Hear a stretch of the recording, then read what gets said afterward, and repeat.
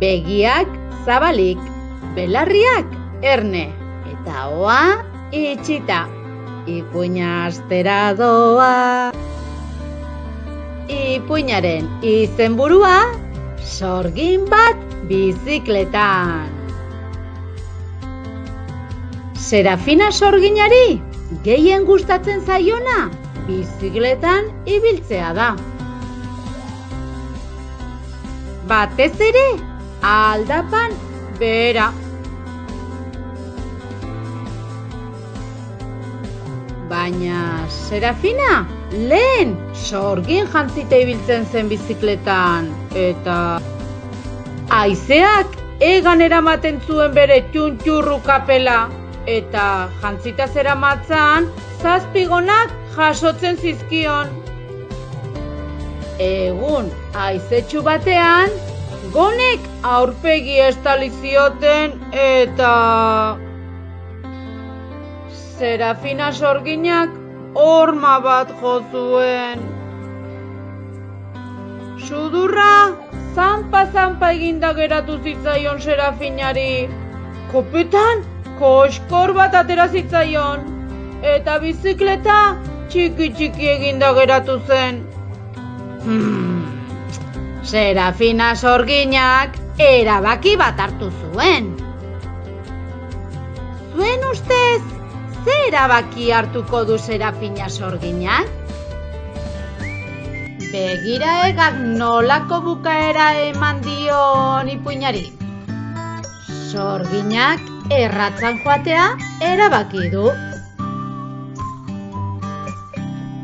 Hor dago Serafina sorgina bere erratzarekin. Naroak berriz bestelako bukaera bat eman dio. Ia txirrindu berri bat erosten da. Hor dago Serafina sorgina txirrindu berriarekin. Zoek ere beste bukaera desberdin bat asmatu du. Kaixo Maite eta lagunak, hau da nire ipuina bukaera. Serafina erabaki zuen kaskorekin eta braketik bizikletan ibili. Zazpidona eta kapela ordez musu. Hor dago Serafina sorgina prakekin eta kaskoarekin. Santinak ere eman dio bukaera bat ipuina honi, Sorginak badu barita magiko bat. Eta baritari esker, kasko bat, belaunekoak eta bizikleta bat lortzen ditu. Hor dago Serafina sorgina, kasko eta guzti, eta bere bizikleta berria. Mikelek ere eman dio bukaera Serafina sorginaren ipuinari. Sorgina medikura joaten da, eta bere sudurra sendatzen du. Begira, ipuin honen egileak nolako bukaera eman zion. Serafina sorginak erabaki bat hartu zuen. Etzen sekula gehiago bizikletan ibiliko sorgin jantzita.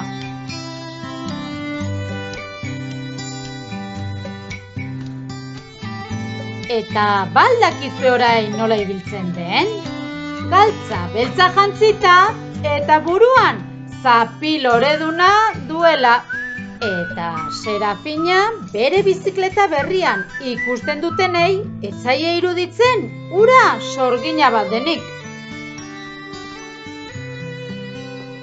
Begira zenbat txirrindulari. Serafina sorgina hor al dago?